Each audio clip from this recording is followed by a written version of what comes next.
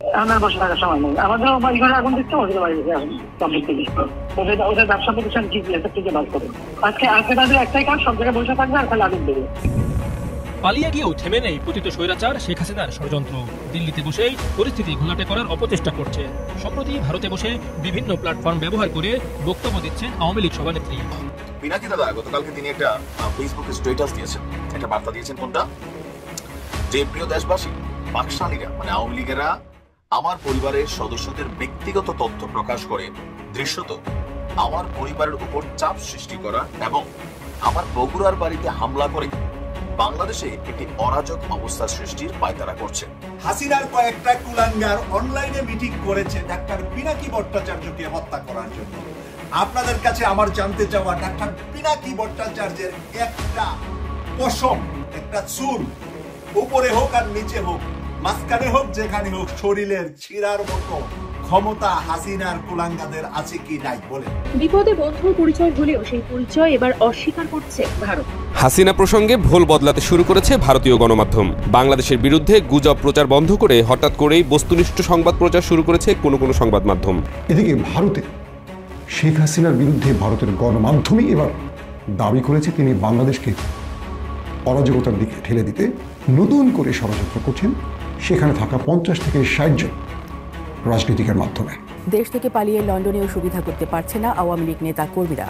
অন্তর্বর্তী সরকারের বিরুদ্ধে স্মারকলিপি দিতে গিয়ে লন্ডনস্থ বাংলাদেশ হাইকমিশনে ঢুকতে পারেনি তারা। আসসালামু আলাইকুম দর্শক, নতুন একটা নিউজে আপনাকে স্বাগতম। প্রিয় দর্শক, অনলাইন অ্যাক্টিভিস্ট পিনাকিকে হত্যা করতে শেখ হাসিনার ভয়ঙ্কর ষড়যন্ত্র, হাসিনার থেকে দিল্লির মুখ ফিরিয়ে নেওয়া, ভারতীয় গণমাধ্যমের ভোল বদলের ঘটনা ও প্রেক্ষাপট নিয়ে করা আমাদের আজকের ভিডিওটি খুবই গুরুত্বপূর্ণ। ভিডিওটি শুরু থেকে শেষ পর্যন্ত ধৈর্য সহকারে দেখে একটি লাইক দিয়ে সবাইকে শেয়ার করে দিন। আমাদের চ্যানেলে নতুন হলে চ্যানেলটি সাবস্ক্রাইব করে পাশে থাকা বেল আইকনে ক্লিক করে রাখুন। আমাদের ভিডিওটি আপনি বাংলাদেশের কোন জেলায় বসে দেখছেন বা শুনছেন সেইটি অবশ্যই কমেন্ট বক্সে কমেন্ট করে জানিয়ে দিতে ভুলবেন না। চলুন আর কথা না বাড়িয়ে ভিডিওটিতে একটি লাইক দিয়ে ধারাবাহিকভাবে আজকের বিস্তারিত খবরগুলো দেখে আসি। হাসিনা প্রসঙ্গে ভোল বদলাতে শুরু করেছে ভারতীয় গণমাধ্যম। বাংলাদেশের বিরুদ্ধে গুজব প্রচার বন্ধ করে হঠাৎ করেই বস্তুনিষ্ঠ সংবাদ প্রচার শুরু করেছে কোনো সংবাদ মাধ্যম। খোদ ভারতীয় মিডিয়া দ্য প্রিন্ট বলছে শেখ হাসিনাকে নরেন্দ্র মোদীর কোনো ধরনের সহযোগিতা করা ঠিক হচ্ছে না। চলমান পরিস্থিতিতে সাধারণ বাংলাদেশিদের পাকিস্তানের ভূত হিসেবে উপস্থাপন করে হয়তো পশ্চিমবঙ্গে কিছু ভোট জিততে পারবে মোদী সরকার, তবে দীর্ঘমেয়াদে কৌশলগতভাবে বাংলাদেশের মতো গুরুত্বপূর্ণ দেশে সবকিছু হারানোর মতো ক্ষতির কারণ ভারত নিজেই জন্ম দিয়েছে। শেখ হাসিনার দুঃশাসন ও তার দেশবিরোধী কর্মকাণ্ডের প্রতিবাদের মধ্যে ভারতের গণমাধ্যম এই নতুন বিতর্কের জন্ম দিয়েছে। সম্প্রতি কিছু ভারতীয় সংবাদ মাধ্যমের প্রতিবেদনে দাবি করা হয়েছে যে শেখ হাসিনাকে ভারতীয় সরকারের সমর্থন দেয়া বন্ধ করা উচিত, কারণ তার শাসন বাংলাদেশের জনগণের কাছে অপ্রিয় হয়ে উঠেছে এবং এটি ভারতীয় স্বার্থের বিপক্ষে কাজ করছে। এদিকে বাংলাদেশে বিরোধী দলগুলো এবং সাধারণ জনগণ ভারতের আচরণে ব্যাপক ক্ষোভ প্রকাশ করছে। পলাতক শেখ হাসিনা সামাজিক যোগাযোগ মাধ্যমে বক্তব্য দেওয়ার পর জনরোষের কবলে পড়ে 32 নম্বরের বাড়িসহ ভাঙচুর ও অগ্নিসংযোগ করা হচ্ছে আওয়ামী লীগের নেতাকর্মীদের বাড়িতে। বাংলাদেশের গণমাধ্যমও এই পরিস্থিতির দিকে ভারতের দৃষ্টি আকর্ষণ করছে এবং অবস্থা দৃষ্টে মনে হচ্ছে হাসিনার পৃষ্ঠপোষকতা ভারতের জন্য একদমই আর লাভজনক নয়। আন্তর্জাতিক রাজনৈতিক বিশ্লেষকদের অনেকেই মনে করেন হাসিনার কর্মকাণ্ড শুধু বাংলাদেশেই গণতান্ত্রিক সংকট সৃষ্টি করেনি, বরং তা ভারতের জন্য ক্ষতিকর হতে পারে। বিশেষত আওয়ামী লীগ জনগণের ভোটাধিকার হরণ করেছে এবং মানুষের মৌলিক অধিকার লুণ্ঠন করেছে, যা দেশের অভ্যন্তরে অস্থিরতা তৈরি করেছে এবং আন্তর্জাতিক সম্পর্কের ক্ষেত্রে এক দৃশ্যমান সংকট সৃষ্টি করেছে। ভারতের গণমাধ্যমগুলি এতদিন শেখ হাসিনার শাসন ব্যবস্থার অস্বচ্ছতা, দুর্নীতি এবং বিরোধী দলের প্রতি নির্যাতনের ঘটনা নিয়ে মুখ বন্ধ রাখলেও এখন কথা বলতে শুরু করেছে। বিশেষজ্ঞরা বলছেন ভারত সরকার যদি হাসিনার সমর্থন অবিচল থাকে তবে বাংলাদেশের জনগণের মধ্যে বিদ্যমান অসন্তোষ আরো তীব্র হয়ে উঠতে পারে। একদিকে চীন তার অবস্থানে অনড় ও আরো শক্তিশালী হয়ে উঠছে, অন্যদিকে অন্যতম প্রতিবেশী দেশ হিসেবে ভারতের উচিত নিজের অবস্থান পুনর্মূল্যায়ন করা। একদিকে ভারতের সাউথ ব্লক আওয়ামী লীগকে বাংলাদেশের ক্ষমতায় পুনর্বহালের কল্পনায় আটকে আছে, অপরদিকে চীন বর্তমান সরকারের সাথে বন্ধুত্ব গড়ে তুলছে। বিভিন্ন রাজনৈতিক বিশ্লেষকরা মনে করেন ভারতকে তার নীতি পুনরায় পর্যালোচনা করতে হবে, বিশেষত যখন দেশের জনগণের মধ্যে হাসিনা এবং আওয়ামী লীগের প্রতি ঘৃণা তৈরি হচ্ছে, যা ভবিষ্যতে ভারতের জন্য এক কৌশলগত বিপদ সৃষ্টি করতে পারে। হাসিনার প্রতি ভারতের অব্যাহত সমর্থনে বাংলাদেশের জনগণের হৃদয়ে যে ক্ষোভের সৃষ্টি করেছে তাতে স্পষ্টতই এক অজানা সংকটের পথে পা বাড়াচ্ছে ভারত। দেশ থেকে পালিয়ে লন্ডনেও সুবিধা করতে পারছে না আওয়ামী লীগ নেতা কর্মীরা। অন্তর্বর্তী সরকারের বিরুদ্ধে স্মারকলিপি দিতে গিয়ে লন্ডনস্থ বাংলাদেশ হাইকমিশনে ঢুকতে পারেনি তারা। তাদের আচরণ ছিল মারমুখী, তাই প্রথমে দরজা খোলেনি কর্মকর্তারা। বারবার তাদের সরিয়ে দেওয়ার চেষ্টা করে ব্রিটিশ পুলিশ। শেষ পর্যন্ত ফুটপাতে দাঁড়িয়ে স্মারকলিপি দেন তারা। এর আগে পূর্ব লন্ডনেও দলীয় লিফলেট বিতরণ করতে গিয়ে প্রত্যাখ্যানে মুখে পড়েন পলাতক 3 সাবেক মন্ত্রী, এমপি নেতৃত্বে আওয়ামী লীগ নেতাকর্মীরা। বিস্তারিত দুলি মল্লিকের ডেস্ক রিপোর্টে। বাংলাদেশের রাজনৈতিক পট পরিবর্তনের ছোঁয়া লেগেছে লন্ডনেও। একসময় যাদের ইশারায় চলত লন্ডনে বাংলাদেশ হাইকমিশন, এখন তাদের অবস্থাই শোচনীয়। গেল 6 ফেব্রুয়ারি অন্তর্বর্তীকালীন সরকারের পদত্যাগের দাবিতে স্মারকলিপি নিয়ে হাইকমিশনে যান যুক্তরাজ্য আওয়ামী লীগের সাধারণ সম্পাদক সৈয়দ সাজিদুর রহমান ফারুক ও সিলেটের সাবেক মেয়র আনোয়ারুজ্জামান চৌধুরীর নেতৃত্বাধীন দল। বেশ কয়েকবার ধাক্কাধাক্কির পরও খোলেনি দরজা। তাদেরকে বারবার সরিয়ে দেওয়ার চেষ্টা করে ব্রিটিশ পুলিশ। বেশ কিছুক্ষণ অপেক্ষার পর একজন কর্মকর্তা বের হন, তবে তাদেরকে ভেতরে প্রবেশ করতে দেওয়া হয়নি। দরজার বাইরে ফুটপাতে দাঁড়িয়েই স্মারকলিপি দেন আওয়ামী লীগ নেতাকর্মীরা।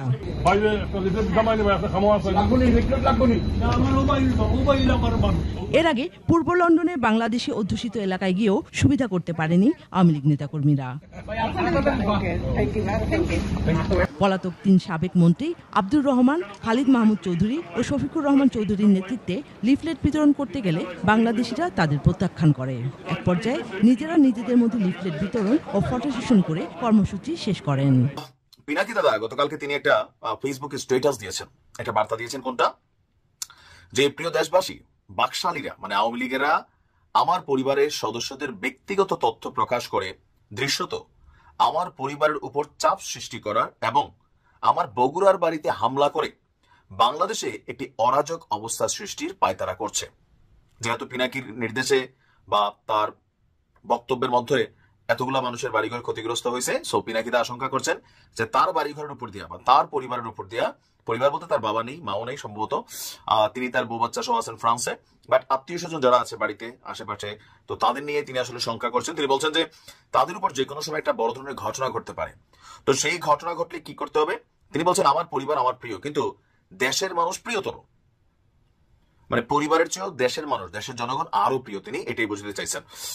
আর আমার পরিবারের কোনো ক্ষতি হলেও আপনারা শান্ত থাকবেন। এখন পিনাকিদার কি ভাই বোন বাংলাদেশে আছে নাকি নাই সেটা আমরা জানি না, বাট তিনি তাদের ব্যাপারে কনসার্ন করছেন। তিনি বলছেন আমরা সভ্য দুনিয়ার নিয়মে বাকশালীদের সাথে ডিল করব, শান্ত থাকবেন এবং আমার পরিবারের নিরাপত্তার জন্য দোয়া করবেন, ইনকিলাব জিন্দাবাদ। এরপর তিনি অন্য একটা পোস্টে আওয়ামী লীগের বিভিন্ন যে ওয়েবসাইট আছে সেখানে প্রাথমিক কাজের স্ক্রিনশট দেওয়ায় অনেকে বলছেন কিছু ফ্যাসিবাদ বিরোধীরও নাম আসছে, এমনকি আজিজুল হক কলেজের একজনেরও নাম আসছে। আচ্ছা, যাই হোক, এখন এই ঘটনাটা আসলে কতটুকু ঘটার সম্ভাবনা আছে? প্রকাশ্যে দিনের আলোতে পিনাকির বাড়ির সীমানায় এই মুহূর্তে কেউ হাঁটবে, বাড়ির কাছে দিয়েও ছাত্রলীগ, আওয়ামী লীগ, যুবলীগ, এটা কল্পনা করা যায় না। তবে হ্যাঁ, রাতের আধারে ঘটনা ঘটতে পারে।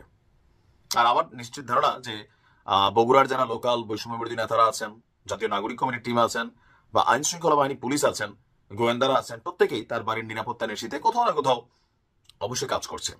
তবে এই মুহূর্তে এমন কোনো ঘটনা ঘটবে বলে আমার ধারণা এই সাহস আওয়ামী লীগ করবে না এই মুহূর্তে আর কি। কারণ এমনিতে যে অপারেশন ডেভিল হান্ট চলছে, সো ডেভিল হান্টের মধ্যে আমরা দেখছি যে সারা বাংলাদেশে আওয়ামী লীগের বিভিন্ন পদে থাকা নেতা কর্মী তারাই ডেভিল হিসেবে চিহ্নিত হয়েছেন এবং তাদেরকেই গ্রেপ্তার করা হচ্ছে।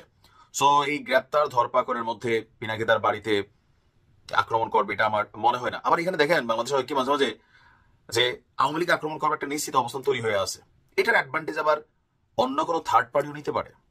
এগুলো আমি দেখে আসছি, যাতে আমরা 5-7 বছর নিউজ করতেছি যে এরকম অনেক সময় ঘটে যে এখন ধরেন পিনাকিদার বাড়িতে XYZ কোনো দলের কোনো ব্যক্তি কোনো গোষ্ঠী যদি একটা ঢিল ছড়ে, পুরা বগুড়াতে একটা ক্যাওস ক্রিয়েট হবে। আওয়ামী লীগের নেতা কর্মীদের যাদের যেখানে ভাবে যাই প্রথমে কিলানো শুরু করবে। এবার এটা আওয়ামী লীগ ছুড়ুক আর না ছুড়ুক, কারণ কি সবার ধারণা আওয়ামী লীগ একটা ঘটনা ঘটাবে। আওয়ামী লীগের নেতা কর্মীরাও বৈশা আছেন যে এরকম খবর একটা কখন শুনবেন, বা যারা ফ্যান ফলোয়ার আছেন, তো এটার একটা ডিসঅ্যাডভান্টেজ অন্য কেউ নিতে পারে। আর ওইটার পরে কি হবে, বগুড়া জুড়ে চিরুনির পরে উকুন চিরুনি যদি থাকে সেই অভিযান চলবে, দোষী নির্দোষী অনেক মানুষ ক্ষতিগ্রস্ত হয়ে যাবে, কেউ ব্যবসা বাণিজ্য করতে পারবে না, কারণ সবকিছুর একটা না ডিসঅ্যাডভান্টেজ এই দেশে মানুষ নিয়ে নেয়। আবার আওয়ামী লীগও দুঃসাহস করে অনেকে আছে না যে দেখাই দিলাম, এরকম আছে, হ্যাঁ, কারণ মাত্র ক্ষমতা থেকে হারাইছে তো এখনো শরীরের মধ্যে একটা ক্ষমতার ভাবটা রয়ে গেছে। আওয়ামী লীগের অনেক মনস্তাত্ত্বিক একটা চিন্তা কি ইটস এ ব্যাড ড্রিম, এবং তারা যে কোনো সময় আবার ক্ষমতাটাকে পুনরায় নিয়ে নিবে, তারপর আবার বাংলাদেশটাকে কন্ট্রোল করবে, এরকম সেন্সই কিন্তু অনেক আওয়ামী লীগের নেতা কর্মী আছেন। তবে বাস্তবতা হচ্ছে কি, আমরা থাকবো তো আগামী ভাই 5-7 বছর মিনিমাম, আগামী 5-7 বছর বাংলাদেশে আওয়ামী লীগ রাজপথে নামার সুযোগ পাবে না। আর যদি পাইতোই, সাহস থাকতোই, 32 ভাঙার পরে আমরা ভিন্ন কিছু হয়তো দেখতাম, যেহেতু দেখেন নাই আর কিছু দেখবেনও না, রাজপথে নামতে দিবে না। যেমনটা আমরা দেখেছি আওয়ামী লীগ সরকারের সময়, যে হ্যাঁ মিছিল করবা, শান্তি মিছিল করবা, ঠিক আছে, কিন্তু কোনো প্রতিবাদ বিক্ষোভ কর্মসূচি করতে গেলেই ধরপাকড় ছিল। এটাই ছিল বাস্তবতা। এমনকি মোড়ে মোড়ে তৎকালীন সময় আমরা দেখতাম যে আওয়ামী লীগের নেতা কর্মীরা লাঠি সোটা নিয়ে বসে থাকতো, কি বিএনপি জামাত যেন কোনো নৈরাজ্য সৃষ্টি করতে না পারে, অলিতে গলিতে তারা মহড়া দিত। এখন ঠিক একই স্টাইলে ছাত্রদল বলছে অলিতে গলিতে ছাত্রদল পাহারা দিবে, যদি আওয়ামী লীগের কোনো নেতা কর্মীকে দেখে পিটাইয়া মাইরা ঠ্যাংঠুং ভাঙিয়ে দিবে। এমনকি করবেও বাস্তব। আর যাদের বিশ্বাস হয় না, নাইমা দেখেন, এগুলোই করবে। কারণ আমরা এত বছর এগুলো করছি, এখন আমরা আবার এগুলো ফেস করব, আবার আমরা ক্ষমতা গেলে আমরা করবো, আবার এখন যারা আছি তারা পরবর্তী সময় আবার করবো। এই খেলাটা চলছে। তো যাই করেন, যে যাই করেন, মোট কথা ভাই, দিন শেষে বিপদ আপনারটা আপনারই। এই আপনার নিয়ে রাজনীতি হবে, আপনার নিয়ে আলোচনা হবে, সমালোচনা হবে, এতটুকুই। এটা নিয়ে ফায়দা যারা নেওয়ার তারা নিবে, আপনার পরিবার বিপদে পড়বে। যে কোনো উস্কানিমূলক কর্মকাণ্ডে, অপকর্মে জড়িত হওয়ার আগে একটু ভাববেন আপনার পরিবারের জন্য আপনি গুরুত্বপূর্ণ। হাসিনার কয়েকটা কুলাঙ্গার অনলাইনে মিটিং করেছে ডাক্তার পিনাকি ভট্টাচার্যকে হত্যা করার জন্য। আপনাদের কাছে আমার জানতে চাওয়া, ডাক্তার পিনাকি ভট্টাচার্যের একটা পশম, একটা চুল, উপরে হোক আর নিচে হোক, মাঝখানে হোক, যেখানে হোক, শরীরের ছিঁড়ার মতো ক্ষমতা হাসিনার কুলাঙ্গাদের আছে কি নাই বলেন? যদি হাসিনার কুলাঙ্গাদের থাকতো তাহলে কি 5ই আগস্ট বাংলাদেশে ঘটতো? এখন 5ই ফেব্রুয়ারিতে 32 নাম্বার যখন ডাক্তার পিনাকি ভট্টাচার্য আর সাংবাদিক ইলিয়াস হোসেনের ডাকে মানুষ সারা দিয়ে, জনতা সারা দিয়ে গিয়ে ভেঙ্গে চুরমার করে ফেলেছে, এদের মধ্যে একটি গ্রুপ অনলাইনে মিটিং করেছে এবং তাদের ফেস চেহারাও আমরা পেয়ে গিয়েছি যে ওরা মিলে এই মিটিংটা করেছিল। কয়েকজনের ক্যামেরা আবার বন্ধ ছিল। যখনই কথা বলতেছে, একজন হঠাৎ করে বলছে যে ফ্রান্সের আইনে যদি পিনাকিকে হত্যা করো তাহলে কি আর হবে, 10-12 বছরের জেল হবে। ফ্রান্সে তো কোনো ফাঁসির সিস্টেম নাই। আমার প্রশ্ন হলো, ওই কুলাঙ্গারের কাছে প্রবাসে যারা থাকে, বিদেশে যারা থাকে, তারা হাসিনার বাপের লেগা একদিনের জন্য জেল কাটতে যাবে না। কারণ প্রবাসীরা একে অপরকে এত ঘৃণা করে না যে কাউকে মারার জন্য পরিকল্পনা করবে। কারণ প্রবাসীরা একে অপরের প্রতি একটা আন্তরিকতা বা শ্রদ্ধা বা সম্মান, ভালোবাসা সবসময় থাকে। আর হাসিনার কুলাঙ্গাররা কয়েকজনে মিলে চিন্তা করেছে যে ডাক্তার পিনাকি ভট্টাচার্যকে হত্যা করে ফেলবে।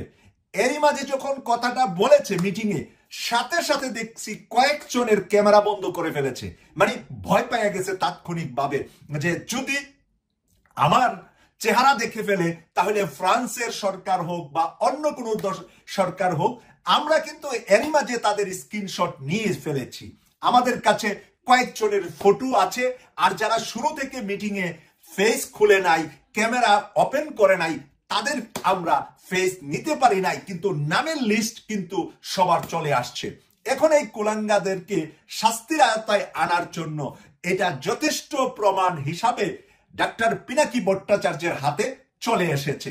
কারণ এই কুলাঙ্গার যারা মিটিং এ বসেছে, যারা তার কথা শুনেছে, সমানভাবে অপরাধী হয়ে এখন উল্টা তাদের জন্য বিরাট বাম্বুর ব্যবস্থা, আইকাউলা বাসের ব্যবস্থা এখন পিনাকি করবে। প্রিয় দর্শক, এই জন্যই বলছি হাসিনার কুলাঙ্গাররা এইভাবে মরবে যেরকমটা হাসিনার পোলা মাইয়া 14 গোষ্ঠী নিয়ে এখন মরছে। এখন হাসিনা চিন্তা করছে যে তার কুলাঙ্গাররাও বাইচা থাকা কোনো দরকার নাই, যেহেতু তাকে 5ই আগস্ট বাঁচাতে পারে নাই ছাত্রলীগ, যুবলীগ, স্বেচ্ছাসেবক লীগ, খামখাম লীগ। কোন লীগ কি রাস্তায় ছিল 5 তারিখে বা 5 তারিখের আগ থেকে কোন রাস্তায় আসতে পেরেছে? যেহেতু কেউ তার পক্ষে আসতে পারে নাই, এখন তার দলের উপরে তার খুব মিষ্টি মিষ্টি কথা বলে তাদেরকে রাস্তায় নামাবে, আর রাস্তায় গিয়ে জনতার মার খাবে দেশে এবং বিদেশে। আইনের কাঠগড়ায় দাঁড়াবে দেশে এবং বিদেশে। এতে করে হাসিনা মুস্কি মুস্কি হাসবে যে এতদিন আওয়ামী লীগ করে যে ঘি মাখন খাইছো, এখন তোমরা সেই থেরাপি খেয়ে মাখন আর কিছু তেল শরীর থেকে বাইর করো। এটা হলো হাসিনার ফন্দি। সে তার নিজের দলের মানুষকে মেরে সে রাষ্ট্রীয় ক্ষমতায় ছিল এবং ভবিষ্যতে যতদিন বেঁচে থাকবে তার নিজের দলের মানুষকে মেরে হলেও আন্তর্জাতিক অঙ্গনে সে একজন নায়িকা সেজে একটা মানে তার তো মাথায় মস্তিষ্কে প্রবলেম আছে, আমরা সবাই জানি তার একটা প্রবলেম আছে। সে কথায় কথা উগ্রতা ছাড়া ভদ্রতা কখনো সে জানতো না, একেবারে দুনিয়ায় জন্ম নিয়েছে, তার মুখে মনে হয় মা বাপ মধু দেয় নাই। এই মহিলা সারাটা জীবন বিরোধী দল, অন্যান্য দলের মানুষদেরকে যেভাবে কটূক্তি করেছে, এখন তার দলের লোকদেরকেও সে ফন্দি করে রাস্তায় নামিয়ে মারার জন্য এই ফন্দি এঁটেছে। যারা আওয়ামী লীগ করেছেন, যারা ছাত্রলীগ, যুবলীগ, স্বেচ্ছাসেবক লীগ, টুকাই লীগ যা করেছেন, তওবা করে ভালো হয়ে যান, সোজা হয়ে যান।